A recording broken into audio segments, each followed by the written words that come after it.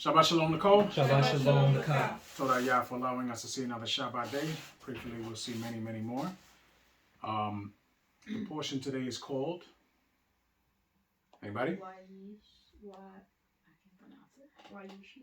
Wayechi. Wayechi. Okay. Last week we ended with Yehoseph revealing himself to his brothers. Yes. Them sitting down to eat with him. There's one part in there. Remember when it says that he ate alone because the Mitzra'i would not eat with him, right? Do you know why? How many different... Remember, there's a lot of people there that are called Mitzra'i, right? Yeah. But there are two different type of people there, right? Right. And I'm not talking about the Hebrews. I'm talking about of the people that are called Mitzra'i. Mm-hmm. What two different type of people are there? Shemitic people. Which are who? Descendants of Shem, right? I understand that. Don't give me answers that are just textbook answers. What am I asking you? What am I asking you? Because if you said that one of them are Shemitic people, who are the Shemitic people? You don't know? Anybody? You? You don't know? You don't know? You don't know? You haven't been taught this? Yes or no? Yes. Don't stare at me. You give me an answer. You're a grown man now. Don't stare at me. So there are two different types of what they call Mitzra'i, right? Or the people of Mitzrayim, right? Yeah. One are the ones that don't eat with the Hebrews, right? Who take their occupation as what? What did it say last week? They're poor. Why? No. Because they consider it a what? Abomination. An abomination. We read this. You were here last week. Okay? Mm-hmm. So we know that those can't be Shemitic people, right? Mm-hmm. So now, who are the Shemitic people? Of the ones that they consider in the book Mitzra'i. Which ones are Shemitic?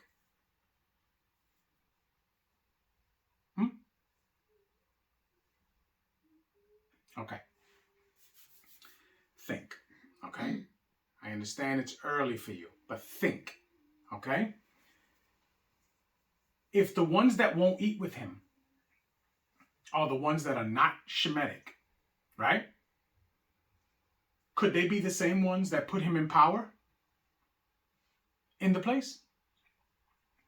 Yes or no? Yes. Yes? You're wrong. How could that be? Because I thought all of them were Shemitic people. No. Can't be. Because we just read that they won't eat with him. Right? Yes. Why wouldn't they eat with him? We just discussed there are at least two different types of people that they are calling in the scriptures Mitzra'i. They're not the same people. Yes? Yes. Okay. So, who are they?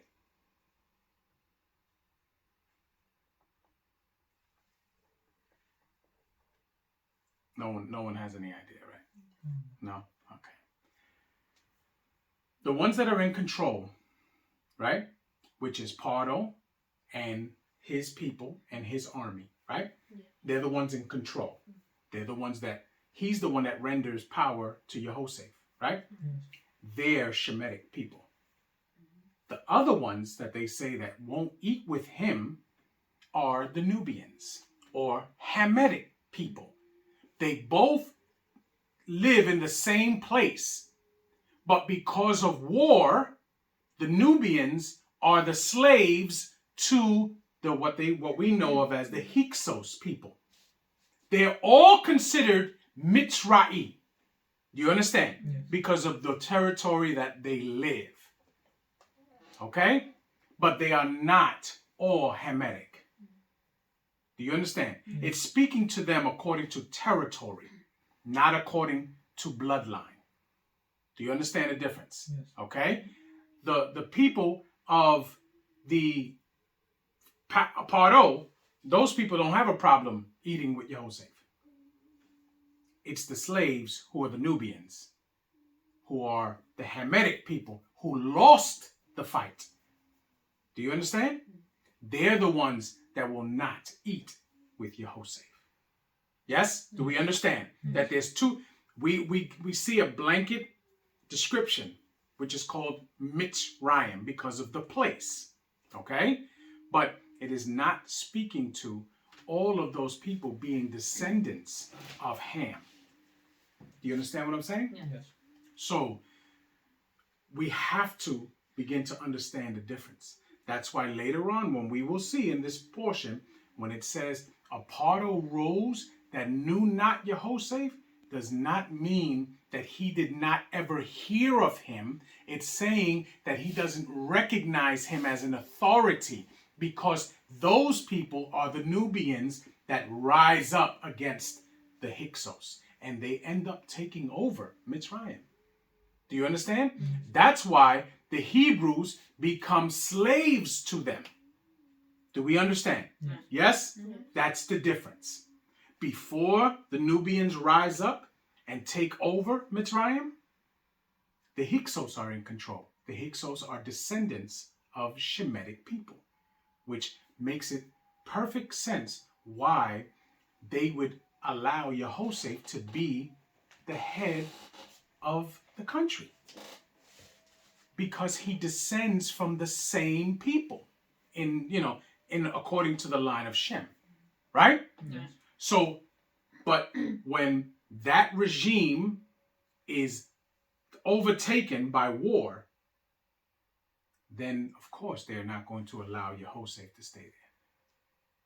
Which is another reason why when Paro talks to him, he says, you have control of everything except the throne. Because eventually someone is going to come and take this throne from me. And they're not going to recognize you either. Do you understand? Do we understand this? Yes. So the next time I ask this, I won't have these blanket looks on your face, right? Yes. Because that's unacceptable. This is something you've been taught. You understand? Yes. But you're allowing so much other information that's useless information to crowd your brain. This is stuff you need to understand. So we pick it up this week on Bereshit 47 and 28. Yeah. Who's reading first? Who's reading first? I can read Oh, that. that's to read the psalm. You didn't read Oh, the Yeah, psalm. you read it. I'll read first. Tehillim, Zadeh Beit Wav, Hallelujah. Hallelujah. It is a good thing to give thanks unto Yahweh, and to sing praises unto thy name, O Most High, to show forth thy loving kindness in the morning, thy faithfulness every night. Upon an instrument of 10 strings, and upon the psaltery, upon the harp with a solemn sound. For thou, Yahweh, hast made me glad through thy work. I will triumph in the works of thy hands. O Most High, how great are thy works, and thy thoughts are very deep. A brutish man knoweth not, neither doth a fool understand this. When the wicked spring as the grass, and when all the workers of iniquity do flourish, it is that they should be destroyed forever. But thou, Yahweh, art most high forevermore. Flow thine enemies, O Most High, flow thine enemies shall perish. All the workers of iniquity shall be scattered. But mine horn shall exalt like the horn of a unicorn. I shall be anointed with fresh oil. Mine eye also shall see my desire on mine enemies, and mine ears shall hear my desire on the wicked that rise against me. The righteous shall flourish like the palm tree. He shall grow like a cedar in Lebanon. Those that be planted in the house of Yahweh shall flourish in the courts of our Elohim. They shall still bring forth fruit in old age. They shall be fat and flourishing. To show that Yahweh is upright, he is my rock, and there is no unrighteousness in him. Hallelujah. Hallelujah. Hallelujah. All right. So who's reading first today? Aye. All right, let's go.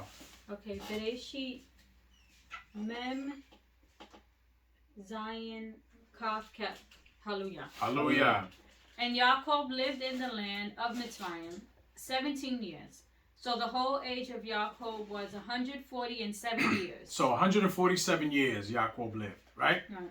As we've already determined that he does not come anywhere near the years that he lived, that his father and his grandfather lived. right? Right. Yes. We do understand that he's fallen well short. But in the scheme of things, he's still living way longer than men of that time.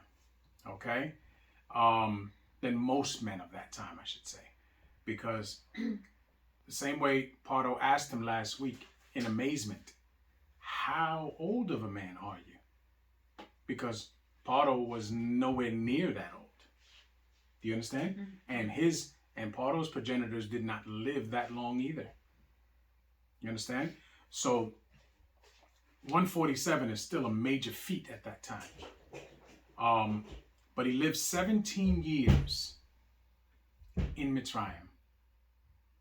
And I don't see it as a coincidence that it's the same amount of years that he spent with his son before his son was sold into captivity. Yes? Yeah. Tamshi. 29. And the time drew nigh that Yisrael must die. And he called his son Yehoseh, and said unto him, If now I have found grace in thy sight, put, I pray thee, thy hand under my thigh, and deal kindly and truly with me.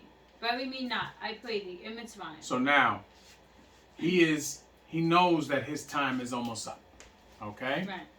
And he's giving Yehoseph the instruction of what to do with him when he moves on. Right? And he tells him, do not bury me here.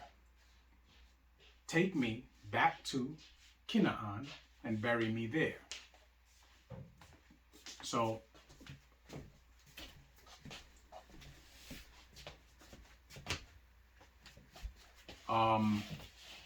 Tamshi. 30. But I will lie with my fathers, and thou shalt carry me out of Mitzrayim, and bury me in their burying place. So now, where's their burying place? Machpelah. Machpelah, right? And where is Machpelah? In the land of Ket. Okay, in the land of Ket, Right. right? On the territory of whom?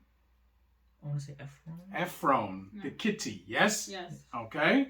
Tamshit. And he said, I will do as thou hast said. And how much did Abraham pay for that burying ground? Caleb?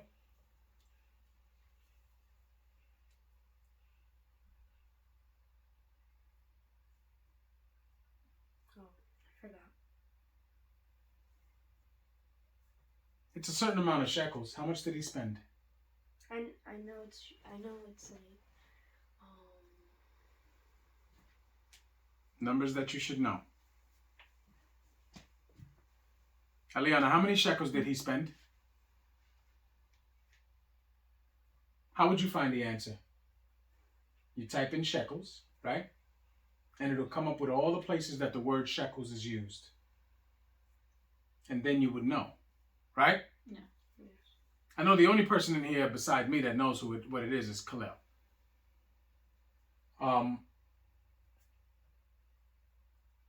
Have you found it, Eliana?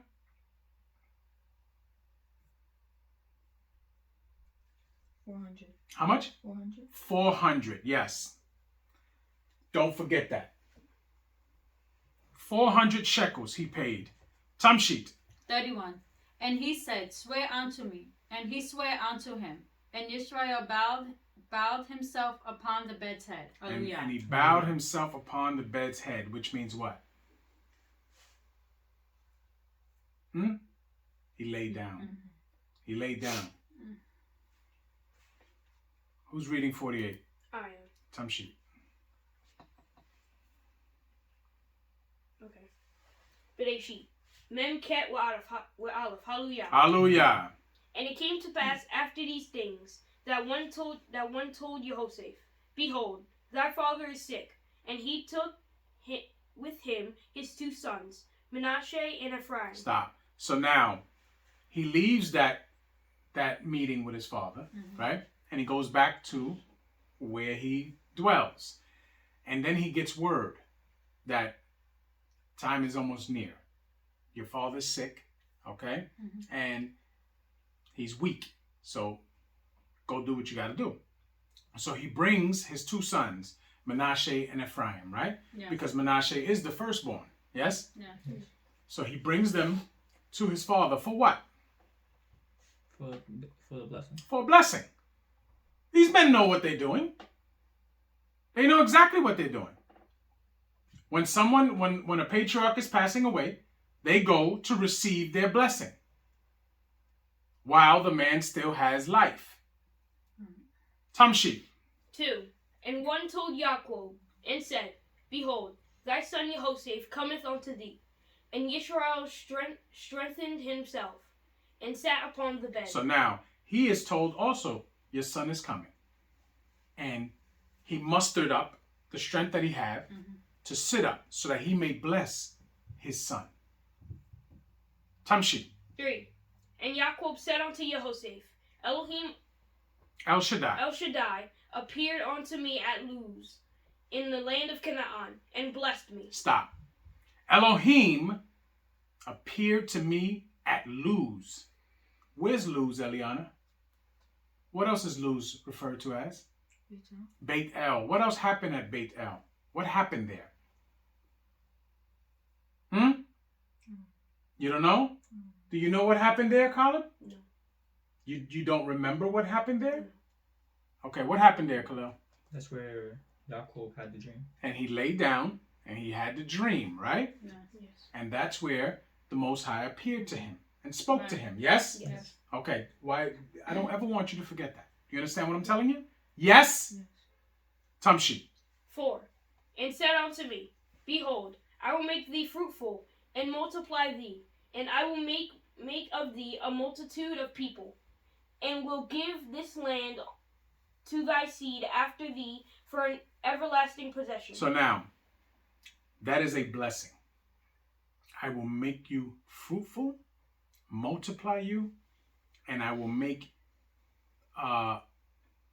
thy seed to have this land as a possession. Do you understand? Yes. That is a blessing. Tamshit. 5. And now thy 2 sons, Ephraim and Manasseh, which were born unto thee in the land of Mitzrayim, before I came unto thee into Mitzrayim, are mine, as Reuben and Shimon. They shall be mine. Stop. Did you notice something there? Yes. What did you notice? He said Ephraim first instead of Manasseh. Right. So clearly they're introduced to us according to their birth. Yes? Yes. But Yaakov, being the prophet of Yah, yes? Yes. Knows different. So he says it according to how it's going to be. Ephraim and Manasseh. As we've seen that this is not a new thing.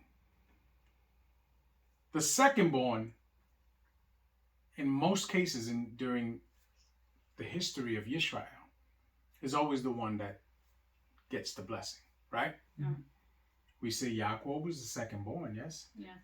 Got the blessing, right?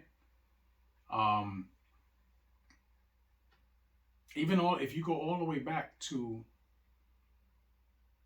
Qain and Habel, Habel was secondborn, yes? Yeah. Same thing. So this is nothing new. Tamshi. 6. And thy issue, which thou begettest after them, shall be thine, and shall be called after the name of their brethren in their inheritance. Stop. So now, Yaakov has taken Ephraim and Manasseh and made them his sons. Okay? Which means that's why they are considered tribes to this day. Clearly, they're his grandchildren. Yes? Yes. But he takes them on as sons. So now there is no longer a tribe of Jehoshaphat. It is the tribe of Ephraim and Manasseh.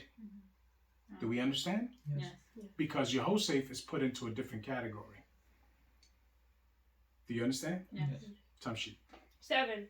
And as for me, when I came unto Padan, Rachel died by me in the land of Canaan in the way, when yet there was but a little way to come unto Ephraim. Ephrat. Ephrat, not Ephraim.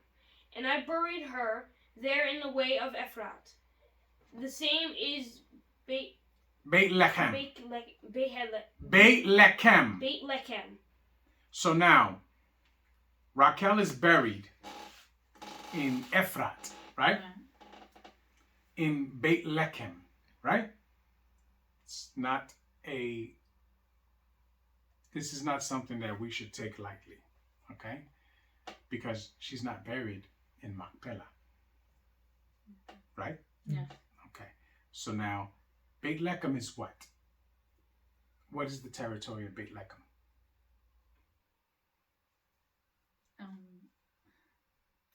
What territory is Beit Lechem? You what?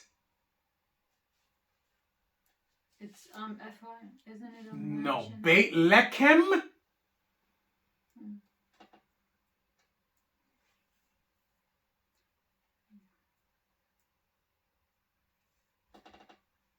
Is it Yehuda? Of course it's Yehuda. Are you kidding me? Beit Lechem is where everybody must appear 3 times a year. Yes? Yes. Yo, are you asleep? No. So what's going on? I just didn't remember it.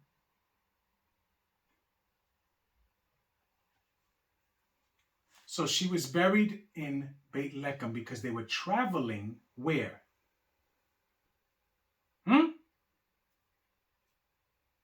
They were traveling back to Beit El Right. So Beit El is where? in Ephraim. Right. Oh, I got the two confused. That's north. South is Yehuda. North is where Ephraim is. So they were traveling there. Time sheet. 8. And Yisrael beheld Jehoshaphat's son, and said, Who are these? And Jehoshaphat said unto his father, They are my sons, whom Elohim hath given me in this place. And he said, Bring them, I pray thee, unto me, and I will bless them. Now, remember, he's there 17 years. So these are no longer little boys. Do you understand? Yes. These are grown men now. And he probably doesn't see them often, you know, because he doesn't have FaceTime. Okay? So where he lives, they don't live. They live in the palace. He lives in Goshen. Okay? Tamshi. 10. Now the eyes of Yisrael were dim for age. Which means what? He was blind. Yeah. Tamshi. So that he could not see. And he brought them near unto him, and he kissed them, and embraced them. Mm-hmm. And Yisrael said unto Jehoshaphat, I had not thought to see thy face, and lo, Elohim have showed me also thy seed. And Jehoshaphat brought them out from between his knees, and he bowed himself with his face to the earth, to Hades. So now, the only bowing we see is Jehoshaphat bowing to his father, right? Yeah. Because his father never bowed to him. So we clearly understand that that was not part of the prophecy. Tamshi. 13. And Jehoshaphat took them both, Ephraim in his right hand toward Yisrael's left hand, and Manasseh in his left hand toward Yisrael's right hand, and brought them near unto him. So now, he brings them, right? And this is what he wants to do, because he's going to bless them, right? So Jehoshaphat puts Manasseh under his right hand and Ephraim under his left, because Manasseh is the firstborn. The firstborn is under the right hand, right? Which is why we hear that all the time, that term, my right hand, right? That's his firstborn. So Jehoshaphat, understanding, okay, Manasseh is my firstborn, so I'm going to put him here. Watch what happens. Tamshi. 14. And Yisrael stretched out his right hand, and laid it upon Ephraim's head, who was the younger, and his left hand upon Manasseh's head, guiding his hands wittingly. For Manasseh was the firstborn. So now, Jehoshaphat brings them this way, and Manasseh is here, Ephraim is here. Yaakov can't see,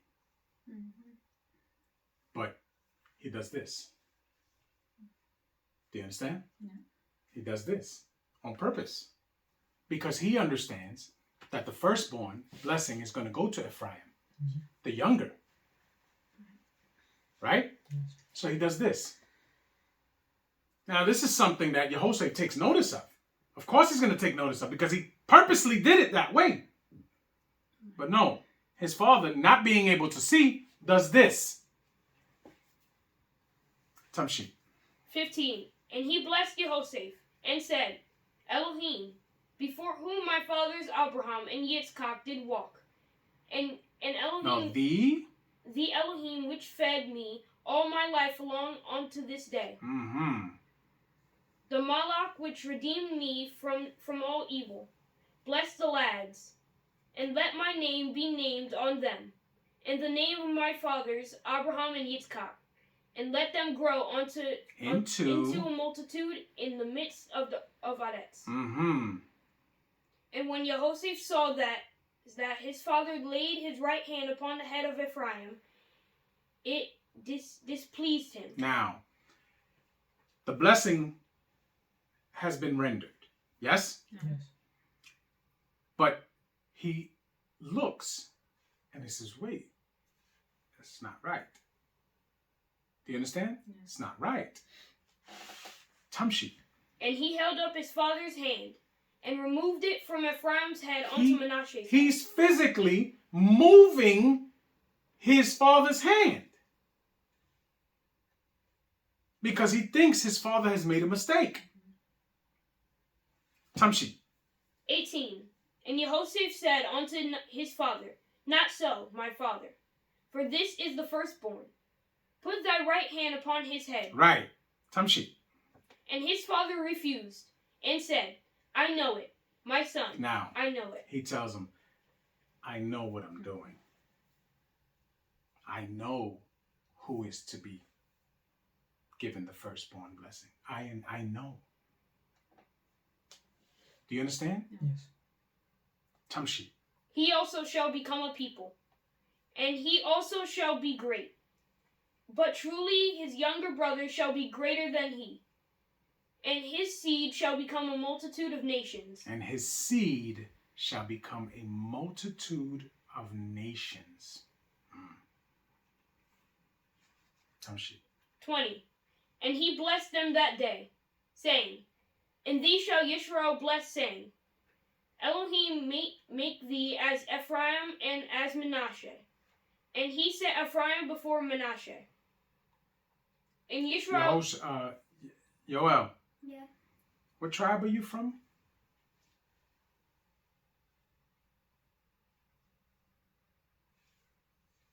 What tribe are you from? What tribe are we from?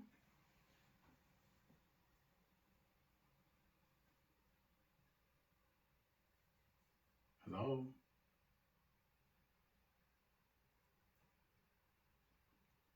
Name the tribes, all of them. I'll give you the first one. Reuben. Speak up. Speak up. Louder. Uh-huh. Yehuda, Uh-huh. Dan, Uh-huh. Naphtali, Uh-huh. Gad, Uh-huh. Asher, Uh-huh. Issachar, Uh-huh. Zvulun, Uh-huh.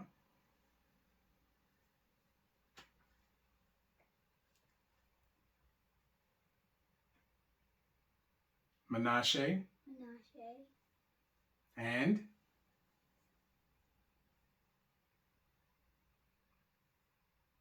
Ephraim, and which tribe are you?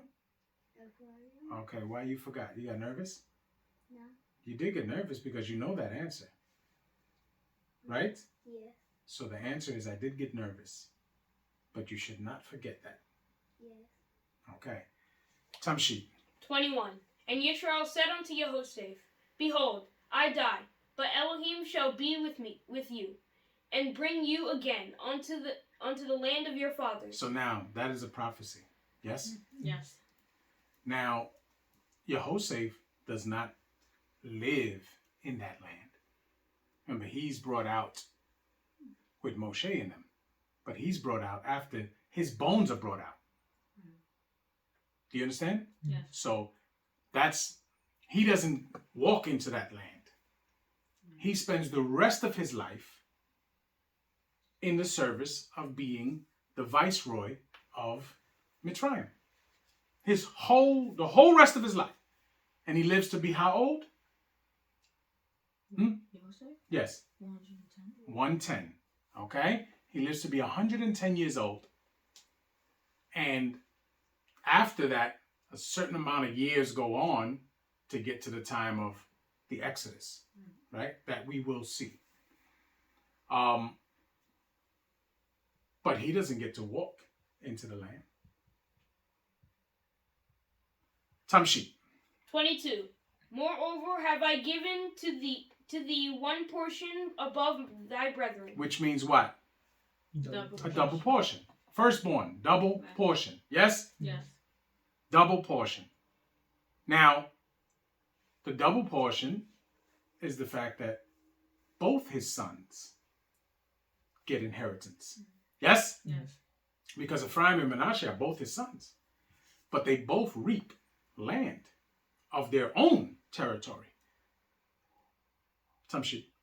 Which I took out of the hand of the Amori, which my sword With my sword and with my bow. Hallelujah. Hallelujah. So now, which I took out of the hand of the Amori with my sword and with my bow. Now, we don't read about this wars and any of that stuff. Do you understand? In here. Like, we don't get it here. But other places, we get it. Okay? The land that he is referring to is the land of Canaan, right? Yes? Yeah. And the Amori are one of the people that they have to get out of the land, right? Mm-hmm. We know it's the Kenai, the Amori, the Kitti, the what is it? The Jebusi. Yebusi, what else? The Kivi. Kivi, what else? Perizi. Perizi, okay? Those are the 7 nations, right? So, but a lot of what he spoke there was still to come. Because remember, there's years that have to go by before what we're going to go into next week, which is Shemot, begins. So we understand that there's 2 manner of Mitzra'i in there, right?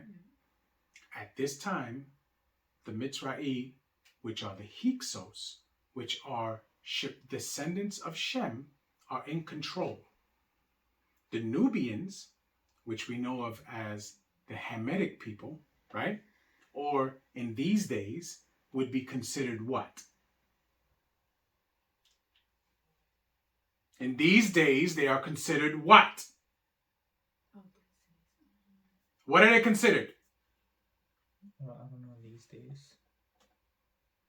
This is the biggest continent in the world. The Africa. Yeah. The Africans. Right. Yes? I wanna say African. Right. So, Ham or Ham is what we know of today as the modern day Africans. Yes? Yeah. And don't get it twisted.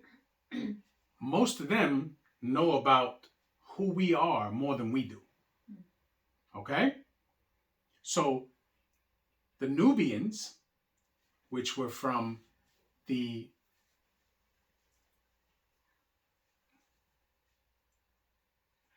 southern, geographically, the southern part of Mitzrayim, right, which is closer to Cush and Ethiopia and all of those things, right? But in the way that it speaks about it in the Torah is that's northern Mitzrayim, right? We've discussed this. Mitzrayim is a country, right? And the southern part of Mitzrayim is considered northern Mitzrayim, and the northern part of Mitzrayim is considered southern. Can anybody tell me why? Because the Nile starts The in Nile starts in the south, the south. okay? And it runs to the north. So they consider the beginning of the Nile to be the north, when it is not, okay? And in the south is where Goshen is, okay? So now, the southern part is where the Nubians were. which what we know again is calm. The northern part is where the palace and everything is, which is where the Hyksos were running the country because they won that war. Countries are won and lost in war. So we understand that at this time, the time of Yehoshaphat, the country is being run by a Shemitic sect of people. But the Nubians, before you know it, will regain power. And they will take over. And once they take over, there's no way that they're going to allow the Hebrews to not work for them. Mm-hmm. Do you understand? Yeah. Because remember, in war, people die. Right? Yeah. So as they're fighting, later on, as we will see, as they're fighting, people are dying. So when they become and they take over, when they defeat the Hyksos and they become the head of Mitzrayim, their numbers as people is much less than Bnei Yisrael. Because Bnei Yisrael is not involved in that battle. Bnei Yisrael is going through their day-to-day life. They're having children, they're raising children, and their populace is growing. So when the Nubians take over, we're going to see, they're going to say, the Hebrews are way more than us. If they decided to band together and take over, they could take over this place. Because we don't have enough people to fight them. Do you understand? Yes.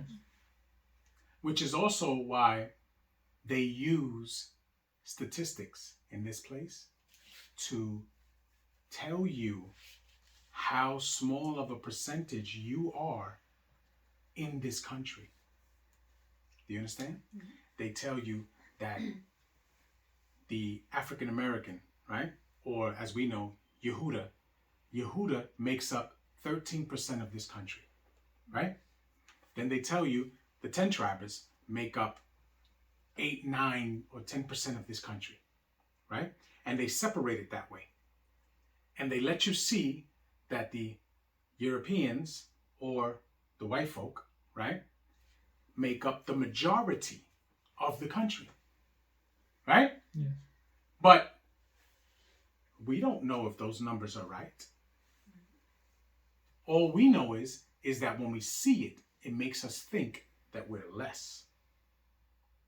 So that if we wanted to, an uprising, which is not part of what we're supposed to do in this place. Let me start that, because this is captivity. We are here to serve out our punishment, okay?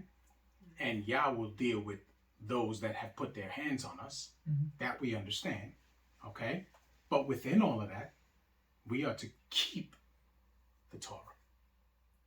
Do you understand? Yes. So these are schemes that people use. Now, in that time, they didn't have that type of stuff, right?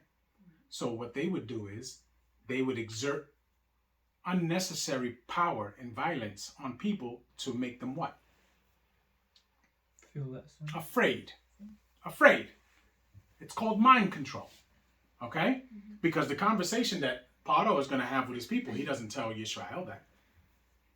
He doesn't tell Yisrael, we know you are more than us.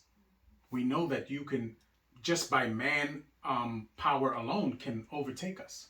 Doesn't tell them that. Mm-hmm. But he tells his people that.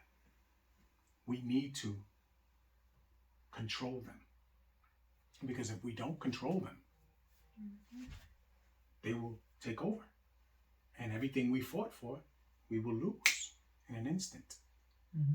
Do you understand? This is called psychological warfare. Tamshi. Okay. Bereshi Mem Tet Aleph. Hallelujah. Hallelujah. And Jacob called unto his sons and said, Gather yourselves together, that I may tell you that which shall befall you in the last days. So now, that is a very telling situation, right? It says, gather yourselves together, so I may tell you what shall befall you in the latter days. To me, that does not sound like a blessing. Because as we read, not all of them receive what you would call a blessing. But now he's going to give them prophecy of what he knows is going to happen, what he has seen in the vision that Yah has given him. Yes? Yes. Tamshi. Gather yourselves together, and hear, ye sons of Yaakov, and hearken unto Yisrael your father. Reuben, thou art my firstborn, my might, and the beginning of my strength, the excellency of my dignity, and the excellency of my power. Unstable as water. It doesn't say that. It says the excellency of dignity and the excellency of power. Not mine. You put mine in there. Oh, I'm sorry. Tamshi. Unstable as water, thou shalt not excel, because thou wentest up to thy father's bed. Then defiledest thou it. He went up to my couch. Stop. Does that sound like a blessing? No. It says, unstable as water, thou shalt not excel. That doesn't sound like a blessing to me. Yes? Yes. That's just telling him what's going to befall you. That's not a blessing. Because thou wentest up to thy father's bed. Yes? Yes. And defilest thou it. Tamshi. 5. Shimon and Levi are brethren. Instruments of cruelty are in their habitations. Instruments of cruelty are in their habitations. So these two men are linked together, right? Yes. Which makes a lot of sense that Shimon is what we know of today as the Dominicans, right? And Lewi, which we know of today as who? Haitians, right? And what do? They share a land. Yes? Yes. And yet they beef because they have a fence cutting it off. Right. They beef with each other all the time. All the time. In this place, you ask any random Dominican and they dislike Haitians. But yet they share an island. Can you believe that? They share an island. And they despise each other.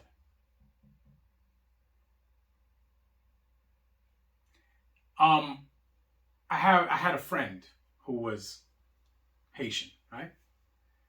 And his father, when they lived there, his father had committed some type of crime in Haiti.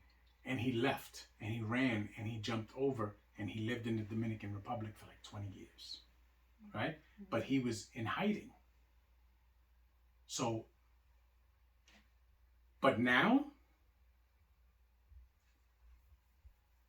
Dominicans or Shimonites wouldn't even catch themselves going over to Haiti. And yet, they share a landmass. Can you believe that? But this is what's being told here. Instruments of cruelty are in their habitation. Yes? Yes. Tamshi. 6. O my soul, come not thou into their secret, unto their assembly. Mine honor, be not thou united. Wow. Tamshi. For in their rage they slew a man. For in their what? Oh, for in their anger. Where'd you see rage? I saw rage. I don't know why I saw rage. Come, Tamshi. For in their anger they slew a man, and in their self-will they dig down a wall. Now, this is discussing what? What happened in Shechem? The situation in Shechem, right? Yeah. Now, does this sound like a blessing? No. And clearly, both those tribes' condition today shows that it was not a blessing. Tamshi. Cursed be their anger, for it was fierce, and their wrath, for it was cruel. I will divide them in Yaakov and scatter them in Yisrael. Cursed be their anger, for it was fierce, and their wrath, for it was cruel. I will divide them in Yaakov and scatter them in Yisrael. Yes? Yes. Now, are these Yaakov's words? No. No. Right? These are not Jacob's words. Whose words are these? Yeah. Yah's words. He is at this point speaking what Yah has told him. Tamshi. Yehuda, thou art he whom thy brethren shall praise. Thy hand shall be in the neck of thine enemies. Thy father's children shall bow down before thee. Yehuda is a lion's whelp. From the prey, my son, thou art gone up. He stooped down. He couched as a lion, and as an old lion, who shall rouse him up? The scepter shall not depart from Yehuda, nor a lawgiver from between his feet, until Shiloh come, and unto him shall the gathering of the people be. Stop. So now, that is a blessing. Yes? Yes. That is a blessing. So now, it says that thou art he whom thy brethren shall praise. Yes? Now, we noticed what happened when they came, right, to Yehoshaphat. And Yehuda had made a 180 change. And his mindset and his movements had become way different than they were before. Yes? Yes. So, in a sense, he was rebuked and he redeemed himself in his actions. You understand? Yeah. He changed. And we see it here in what he's going to receive. But there's a little part there where it says that the scepter shall not depart from Yehuda, nor a lawgiver from between his feet, until Shiloh come, right? Now, Shiloh is a territory in Ephraim. Yes? Yes. We understand that. It will become a territory in Ephraim. And this is letting us know that there will be a portion of time where Yehuda will be the lawgiver, right? Right.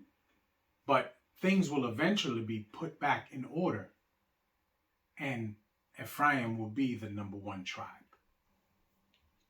Do you understand? Not as far as importance, but in far as the head of the tribes.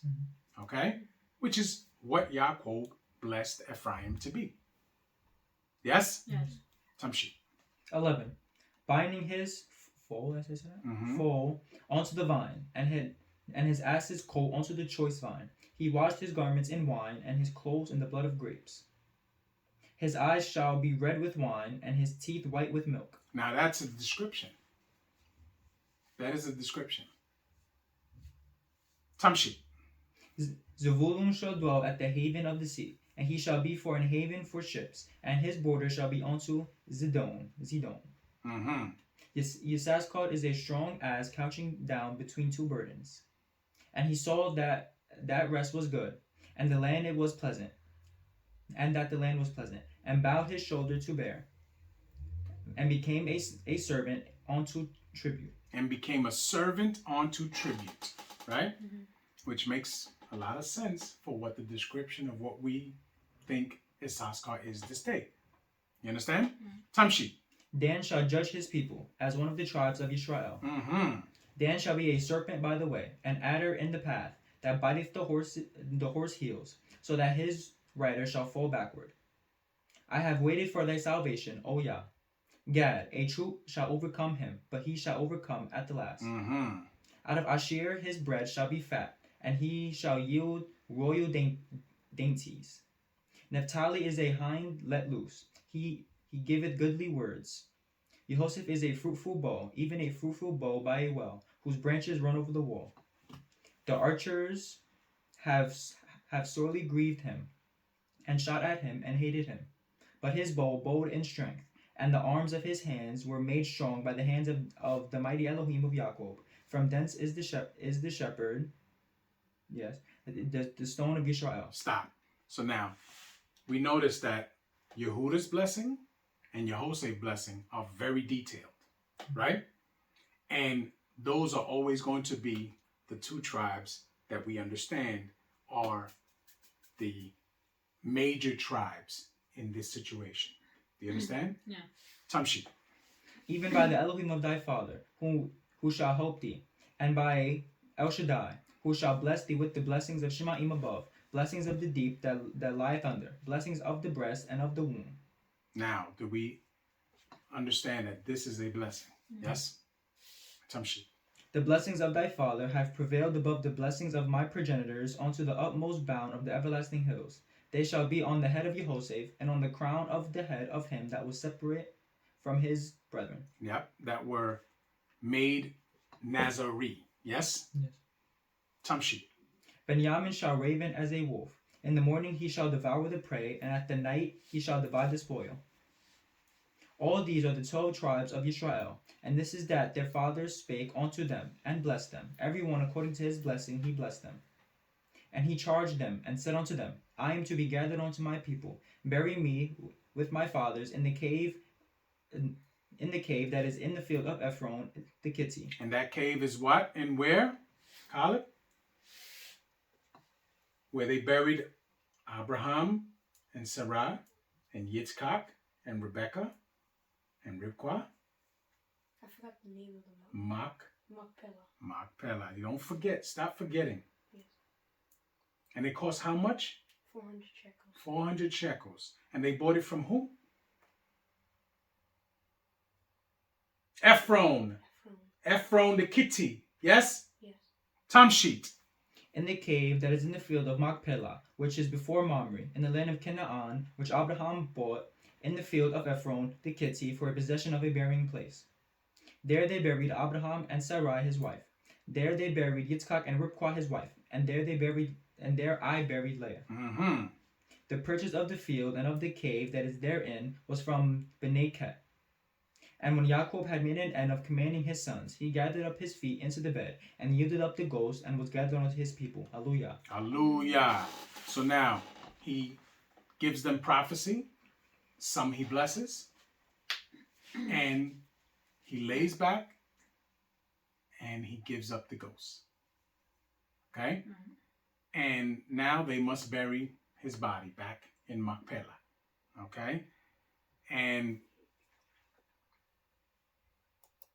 so I just want you guys to understand that blessings are from Yah. Yes? Yes. But as we saw, all of those sons don't receive a blessing like that. Yes? Yes. Because those words were the words of Yah. Spoken to Yaakov, and Yaakov delivers that message word for word. Yes? Yes. There's no adding to that, nor diminishing of it. Now, Yaakov cannot let his feelings be involved, because you know he loves his children. But he has to tell them what Yah says, period, point blank. This is how we are supposed to move. Us men, we have to move in the ways of judgment, no matter how it makes us feel.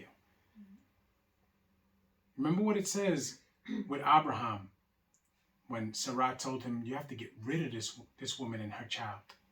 It said it grieved him. Right? Yes. It grieved him, which means what? I heard him. It hurt him. Why do I have to get rid of my son? And had it ended there, he would have never listened to it. He would have said, woman, I don't care how you feel. I'm not sending my son away.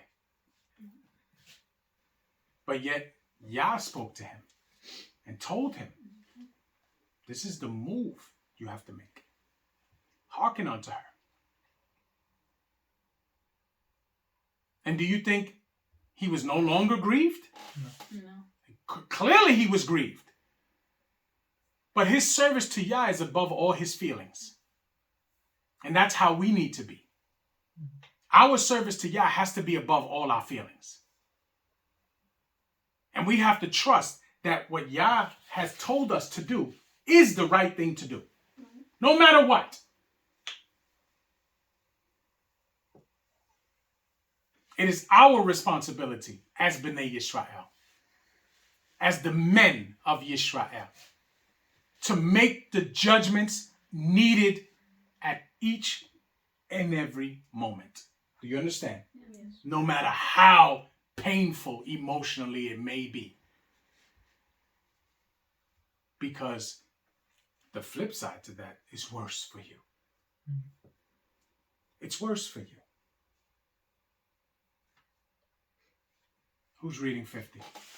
Tamshi. Wayechi nun wa'alef, hallelujah. Hallelujah. And Jehoshaphat fell upon his father's face, and wept upon him, and kissed him. And Jehoshaphat commanded his servants, the physicians, to embalm his father, and the physicians embalmed Israel. Stop. Remember what the law says? That the priest can only make himself unclean for his near kin, right? His father or his mother, right? Or his child, right? Or his brother, right? Jehoshaphat is essentially the priest of Yisrael. You understand? Mm-hmm. So his father gives up the ghost and he kisses him.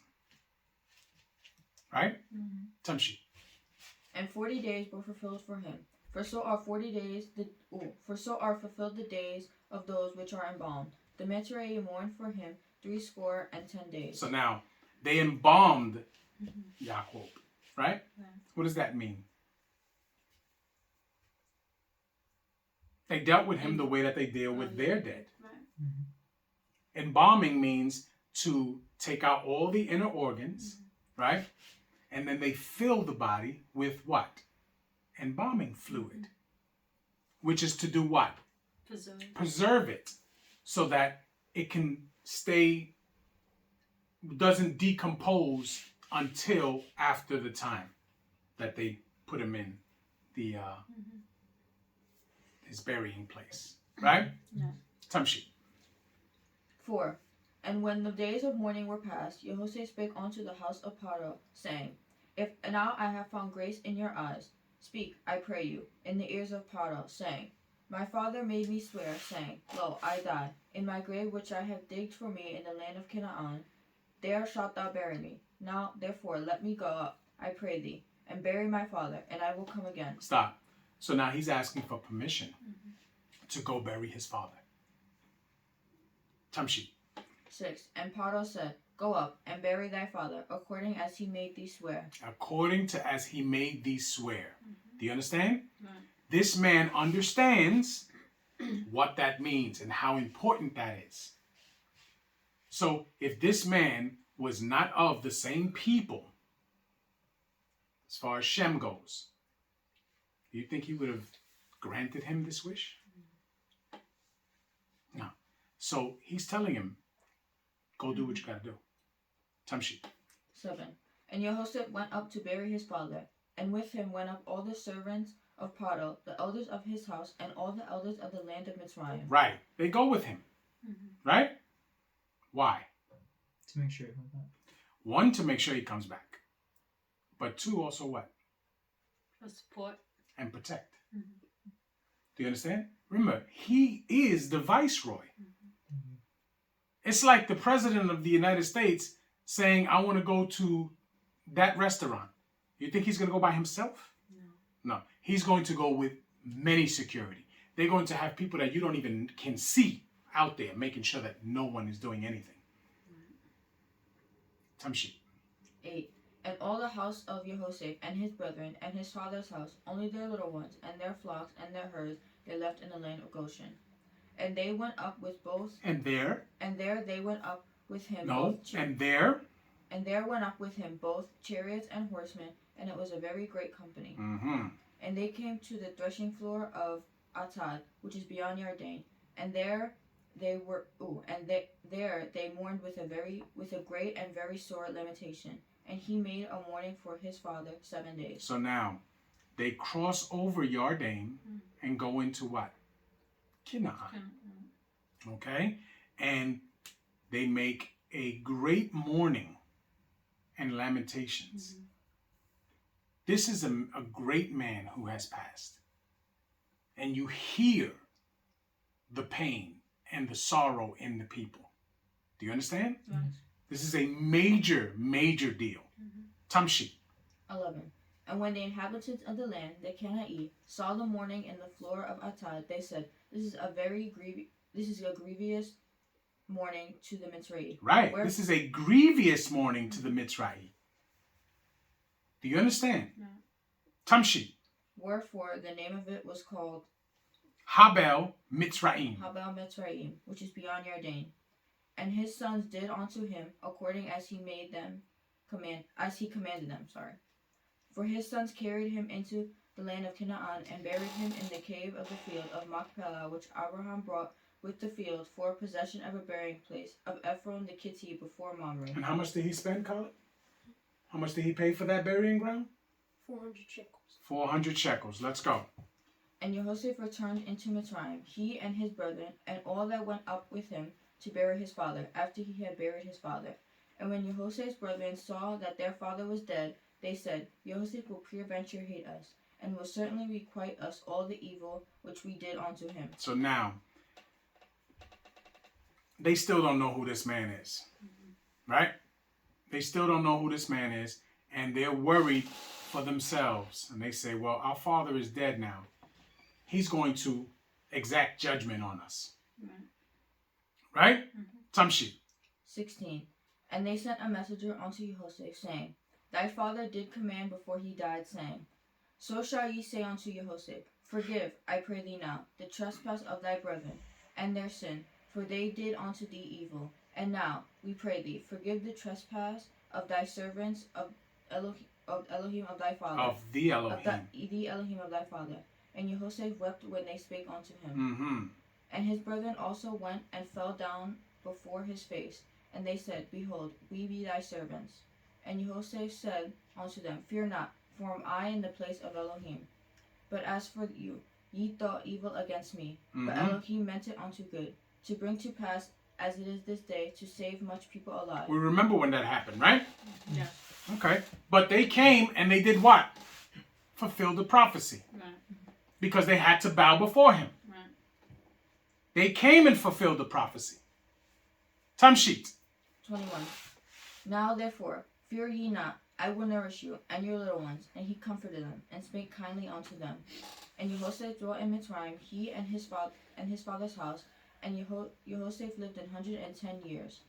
And Jehoshaphat saw Ephraim's children of the third generation, and the children also of Machir, the son of Manasseh, who were brought up upon Jehoshaphat's knee. And Jehoshaphat said unto his brethren, I die, and Elohim will surely visit you, and bring you out of this land unto the land which he swears to Abraham, to Yitzchak, and to Yaakov. So stop. So now, Ephraim lived many more years after that. And at the time his father died, right? How old was Jehoshaphat?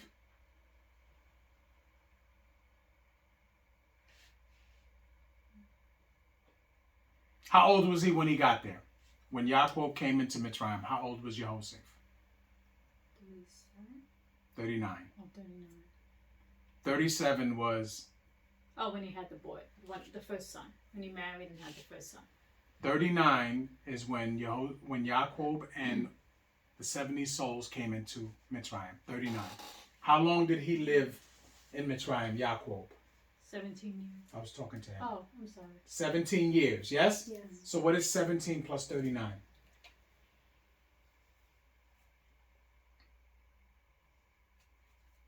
53. Do it again. How much? 56. 56. So he was 56 years old when his father died. Yes? Yeah. And if he died at 110, how many more years did he spend in Mitzrayim?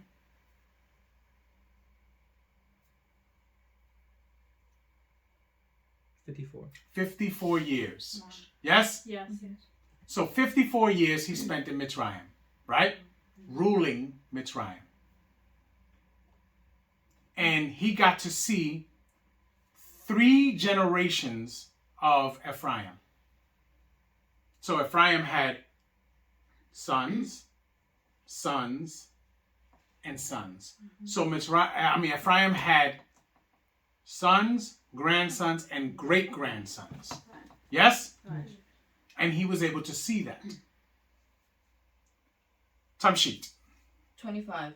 And Jehoshaphat took an oath of Bnei Israel, saying, Elohim will surely visit you, and ye shall carry up my bones from hence. So now, he makes them vow that whoever is alive, when Yah visits you, whatever generation it is, and you get out of here, which is what you're going to do, you take my bones with you.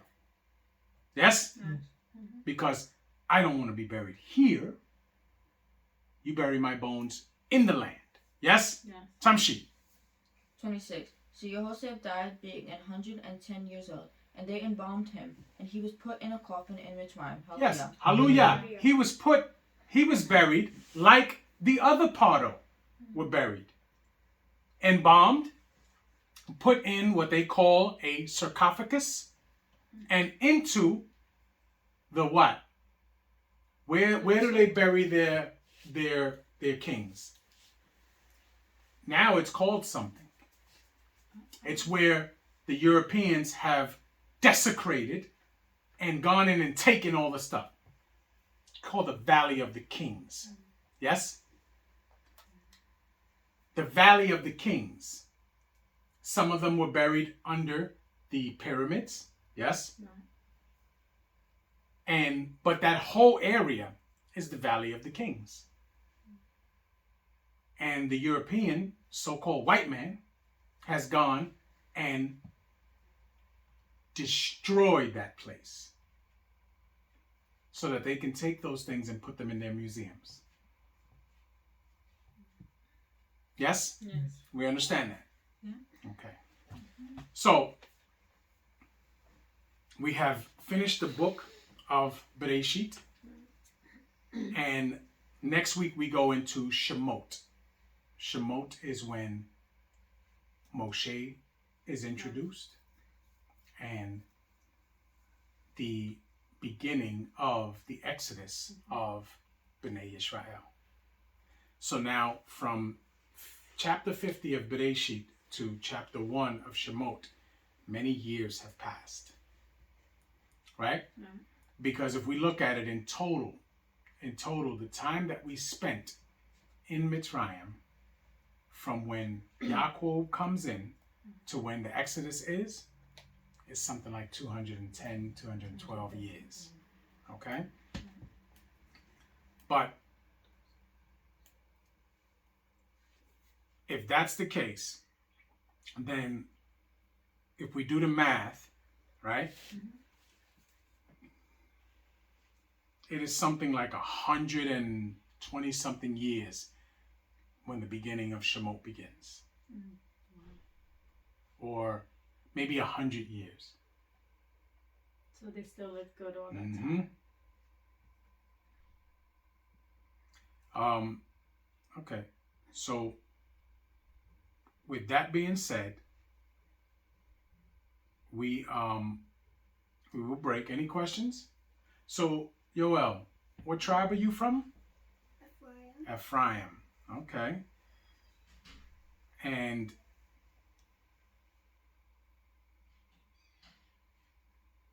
what else? And how many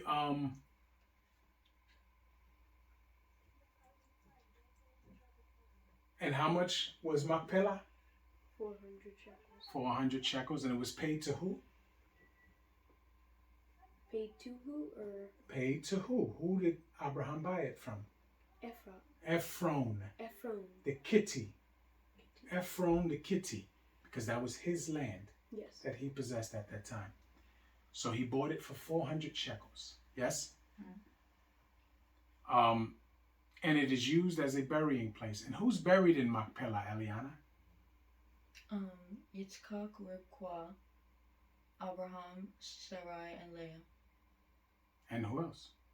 Oh, and Yaakov. No. Yaakov and Leah. Yes? So if Leah is buried there, did she die before? She came in with them if she's buried there, or they just Came in where? came in No, Machpelah is not in Mitzrayim. Right, I got okay, right. Okay. I got you. She was dead way Right, before right. they came into Okay. Mitzrayim. Gotcha.